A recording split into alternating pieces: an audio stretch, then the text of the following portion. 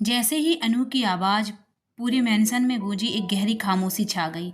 सब हैरान थे, किसी को यकीन ही नहीं हुआ कि अनु वापस आ गई है। कार्तिक, जो अभी तक हंसते हुए खाना खा रहा था, उसकी नज़र जैसे ही अनु पर पड़ी, उसके मुंह से सारा खाना बाहर आ गया। उस सिट उसके चेहरे पर घबराहट साफ नजर आ रही थी। रूही और तनु भी जैसे सदमे में थी। ये यहाँ कैसे? दोनों की आंखों में सवाल थे, जवाब नहीं। अभी कोई कुछ कहता उससे पहले ही अनु ने गुस्से में अपनी हॉकी स्टिक उठाई और सीधे कार्तिक की तरफ बढ़ गई। अब तू नहीं बचेगा। अनु की आंखों में आग थी। बेवकूफ गधे, अनु गुस्से में चिल्लाई। आज तो तुझे मैं खुद अपने हाथों से सबक सिखाऊंगी। लेकिन तभी कार्तिक अचानक गिर पड़ा। अनु एकदम रुक गई। रूही को कुछ समझ नहीं आया। अनु का चेहरा गुस्से से नहीं, अब हैरानी और उलझन से भरा था। अनु रुको, उसे चोट लगी है, रूही ने धीरे से कहा। रूही की बात सुनकर अनु ने बच्चों की जैसी मासूमियत से चिल्लाकर जवाब दिया, मुझे पता है उसे चोट लगी है, वो भी कुछ किशोर उम्र के लड़कों से मार खाकर। यह सुनकर रूही कुछ बोल ही नहीं पाई, क्योंकि सच उससे छिपाया गया था। वॉइस ने कभी सच्चाई बताई ही नहीं थी। क्या? रूही की आंखें हैरानी से फैल गईं। उसने तुरंत ऊपर खड़े आरब की ओर देखा, जो पहले से ही रूही को ही देख रहा था। आरब की गहरी आंखों ने रूही को अपने सारे सवालों के जवाब दे दिए थे। उसे समझ आ गया कि आरब सब जानता था, और शायद वो ये भी समझ रहा था कि रूही के दिल में इस वक्त क्या तूफान चल रहा है। उधर कार्तिक की हालत ऐसी हो गई थी जैसे कोई डरावनी फिल्म का हीरो जो अपने ही किए में फंस गया हो। उसे यूं ही बुरी तरह फंसा देख नमन को थोड़ी चिंता होने लगी। वो धीरे से आरब की ओर झुका और बोला, तुम कार्तिक की मदद नहीं करने वाले? मुझे लगता है अनु इस बार बहुत ज्यादा ही गर्म हो गई है। आरब ने बिना एक पल सोचे सीधे साफ जवाब दिया, बिल्कुल नहीं। मुझे अपनी गर्दन में कोई खतरे की घंटी लटकाने का शौक नहीं है।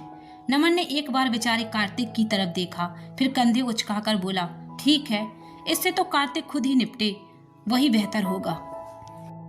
और ये कहकर आराम से अपने कमरे की ओर चल पड़ा, जैसे कुछ हुआ ही ना हो।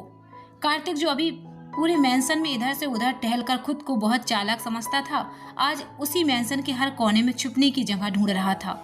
अनु के गुस्से के आगे तो उसकी सारी चालाकी पिघल गई थी। मैं कार्तिक का बेस्ट फ्रेंड हूँ। नमन की बात सुनते ही अनु को गुस्सा आ गया। उसने दांत भींचते हुए कहा, ओह, तो तुम बेस्ट फ्रेंड हो और मैं उसकी गर्लफ्रेंड हूँ, समझे? अब कार्तिक को हमारे हवाले कर दो, वरना आज मैं तुम दोनों को ऐसा सबक सिखाऊंगी कि याद रहेगा। ये सुनकर जोयुक ने उत्साहित होकर कार्तिक की तरफ देखा और बोला, क्या ये तुम्हारी गर्लफ्रेंड है? उसकी बात खत्म होते ही अनु की ये धमकी सुनकर जोयुक तो और भी ज्यादा उत्साहित हो गया। वो फौरन कार्तिक की तरफ घूम कर बोला, क्या ये तुम्हारी गर्लफ्रेंड है? वाह भाई, तेरा तो सीन सेट है। लेकिन जोयुक की बात पूरी भी नहीं हुई थी कि अनु ने झट से कार्तिक का चेहरा अपने हाथों में पकड़ लिया और बोली, अब खुद ही सच सच बता, या फिर हम दोनों मिलकर तुझसे सच्चाई निकालें। और बस फिर क्या था, अनु और रूही दोनों ने एक साथ कार्तिक की पूछताछ शुरू कर दी। एक ने उसका हाथ पकड़ा, दूसरे ने उसकी कॉलर, और बेचारा कार्तिक सोच में पड़ गया। कौन सा पाप किया था मैंने पिछले जन्म में? रूम के बाहर वो चुपचाप खड़ी थी। कार्तिक अंदर अपने बॉडीगार्ड से कुछ जरूरी बातें कर रहा था। वो बता रहा था कि रोहन और उन लड़कों ने कैसे उसे घेर लिया था और उसने कैसे किसी तरह खुद को बचाया। अनु ने ये सारी बातें सुन ली थी। हर एक शब्द जैसे उसके दिल में आग की तरह उतरता जा रहा था। कुछ कहे बिना, किसी को बताए बिना अनु गुस्से में तमतमाती हुई सीधी कॉलेज से ओबराय मेंशन पहुंच गई। जैसे ही वो अंदर दाखिल हुई, बाहर खड़े दोनों बॉडीगार्ड्स से उसका सामना हो गया। वैसे तो इन दोनों से अनु की मुलाकात अस्पताल में हो चुकी थी, लेकिन आज जब उन्होंने उसे देखा, उनके चेहरे का रंग ही उड़ गया, क्योंकि आज अनु की आंखों में वो मासूमियत नहीं थी, बल्कि आग और जवाब मांगती नजरों का तूफान था। अनु को सामने देखकर दोनों बॉडीगार्ड्स के चेहरों का रंग उड़ गया था। वो पहले से ही घबराए हुए थे। उन्होंने बिना ज्यादा सवाल जवाब किए सीधे सिर झुकाकर सारी सच्चाई बता दी थी। उसकी बातें सुनकर सिर्फ अनु ही नहीं, बाकी सभी, खासकर गर्ल्स और जोयोग भी चौंक गए। लेकिन सबसे बड़ी हैरानी तो तब हुई जब जोयोग ने पूरी बात हिंदी में समझ ली और जवाब भी हिंदी में देने लगा। आरुषि चौंक कर बोली, तुम्हें हिंदी आती है? जोयोग। थोड़ा शर्मिंदा सा होकर जोयोग ने हाथ जोड़ते हुए माफी मांगी और बोला, माफ करना। असल में कार्तिक मुझे अक्सर हिंदी सिखाता रहता था। ये सब देखकर गर्ल्स का तो सिर ही घूम गया। वो बिना कुछ बोले तीनों को वहीं छोड़कर अपने काम में लग गईं।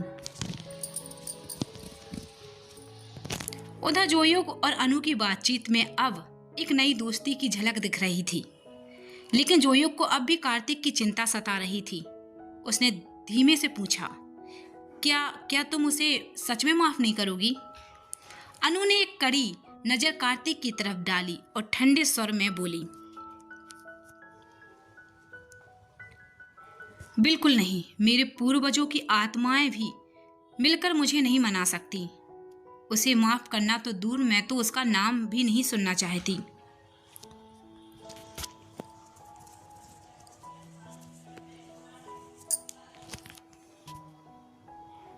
बेचारा कार्तिक एक कोने में चुपचाप बैठा सोच रहा था, आखिर मैंने बीती रात अनु को कॉल क्यों की? क्यों? आखिर क्यों? चेहरे पर पछतावा साफ दिख रहा था। उधर आरब नहाने के बाद फ्रेश होकर तौलिया लपेटे अपने रूम के मिरर के सामने खड़ा था और खुद को निहारने में मगन था, जैसे कोई सुपरस्टार हो। इसी बीच रूही हाथ में ट्रे लिए खाने की प्लेट लेकर अंदर आई। जैसे ही उसकी नजर आरब पर पड़ी, वो तुरंत दूसरी तरफ देखने लगी। इतने सालों की शादी के बाद भी रूही को यूं शर्माते देख आरब की हंसी छूट गई। उसने मुस्कुराते हुए कहा, ओहो, क्या बात है, क्या आज भी मिसेस ओबराय को शर्म आ रही है?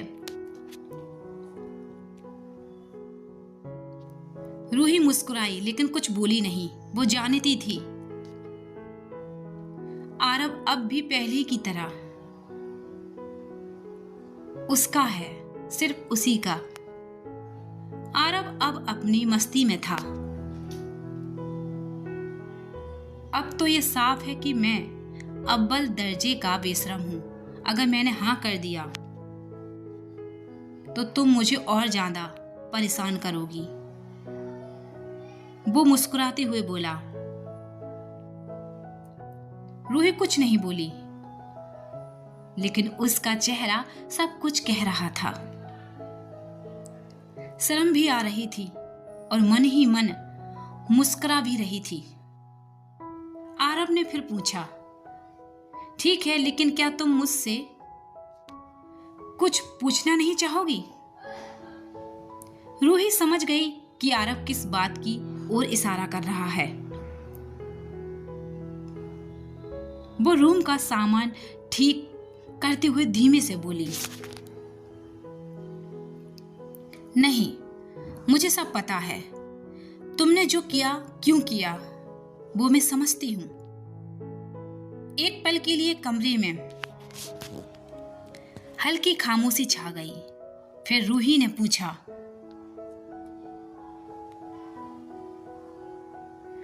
क्या तुमने उन लड़कों को अच्छा सबक सिखाया?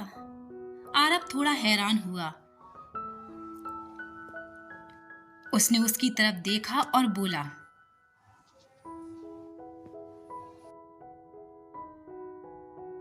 हाँ सिखाया, पर तुम नाराज तो नहीं हो ना? रूही के चेहरे पर हल्की सी मुस्कान आ गई।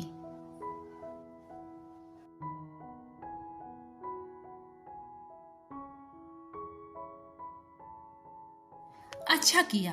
अगर तुम उन्हें ऐसे ही छोड़ देते तो यकीन मानो मैं तुमसे नाराज हो जाती, चाहे वो टीन एजर्स थे। लेकिन किसी को यूं मारना उनका हक नहीं था।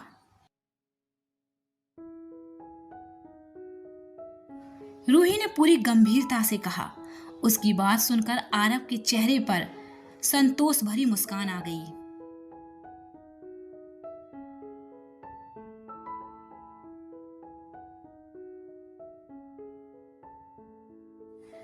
उसे लगा कि आखिरकार रूही उसकी नीयत और इरादे को समझ पा रही थी, लेकिन बात यहीं खत्म नहीं थी। रूही की नजर बार बार मिनर की ओर जा रही थी, जहां आरव खड़ा था, अपने साधे हुए आत्मविश्वास अंदाज में। वो चाहकर भी उसकी फिट बॉडी और तेज पर्सनालिटी को नजरअंदाज नहीं कर पा रही थी। कहीं ना कहीं दिल के किसी कोने में वो उसकी ओर खिंच रही थी। आरव ने ये सब नोटिस कर लिया। उसके चेहरे पर एक शरारती मुस्कान आ गई। धीरे धीरे वह चुपचाप रूही के पीछे आकर खड़ा हो गया और उसके बिल्कुल पास आकर बहुत नर्म और गहरे लहजे में बोला, मुझे देखना बंद करोगी तो काम कर पाओगी मिसेस ओबराय। रूही का चेहरा लाल पड़ गया, शर्म और मुस्कान दोनों से। आरव ने एक हल्की मुस्कान के साथ कहा, आखिर मैं तुम्हारा ही तो हूं स्वीटहार्ट, तो तुम मुझे इतने गौर से देख सकती हो जितना चाहो। उसके शब्दों और अंदाज ने रूही को एक पल के लिए रोक दिया। उसकी धड़कनें जैसे थम सी गईं। रूही ने खुद को संभालते हुए आगे बढ़ने की कोशिश की, लेकिन तभी आरव उसके सामने आ गया। उसने धीरे से कहा, कहाँ जा रही हो? क्या तुम इतना अच्छा मौका मिस कर सकती हो? इतना कहते ही आरव ने उसके करीब आना शुरू किया। एक कदम, फिर एक और कदम। वही रूही का दिल तेजी से धड़क रहा था।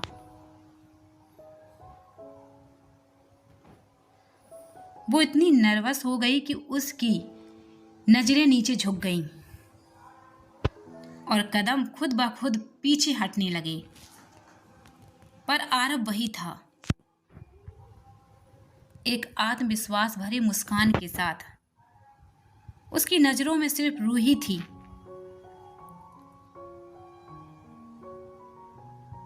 रूही को इतनी नर्वस देखकर आरव के चेहरे पर जीत की मुस्कान थी और फिर अचानक रूही कमरे की दीवार से टकरा कर रुक गई। उसे अच्छे से पता था कि आरव के शरारती दिमाग में इस वक्त क्या चल रहा है, इसलिए उसने घबरा कर अपनी आंखें कसकर बंद कर ली, जैसे कोई तूफान आने वाला हो।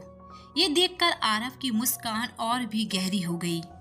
वो बेहद करीब आकर बहुत धीमे और गहरे स्वर में रूही के कान में फुसफुसाया, सीरियसली, अगर 30 सेकंड में तुम यहाँ से नहीं हटी तो शायद मैं खुद को कंट्रोल ना कर पाऊं। रूही ने चौंकते हुए फौरन आंखें खोल दी और हैरानी से आरव को देखने लगी। पर उस नजरों के टकराव में अब डर नहीं था, एक हल्की सी समझ थी और दिल की धड़कनों में संगीत। रूही को जल्दी ही समझ आ गया कि आरव उसे जानबूझकर छेड़ रहा है। उसने चिड़ी हुई सी नजरों से उसकी तरफ देखा, फिर बिना कुछ कहे तेजी से कमरे से बाहर निकल गई। उसके जाते ही आरव थोड़ा सक पका गया, फिर खुद को संभालते हुए सीधा स्टडी रूम की ओर बढ़ गया, जहां नमन बेचैनी से बार बार किसी को फोन कर रहा था। आरव ने कमरे में कदम रखते ही कहा, क्या हुआ, अब फोन भी तोड़ने का इरादा है क्या? नमन एक गहरी सांस लेकर थकावट सी भरी आवाज में बोला, आरव, मान्या फोन नहीं उठा रही है। कई बार कॉल कर चुका हूं पर कोई जवाब नहीं आ रहा है। मुझे डर है कहीं वो किसी मुसीबत में तो नहीं। आरव उसकी बात ध्यान से सुन रहा था। उसकी आंखों में भी हल्की चिंता की झलक दिखी।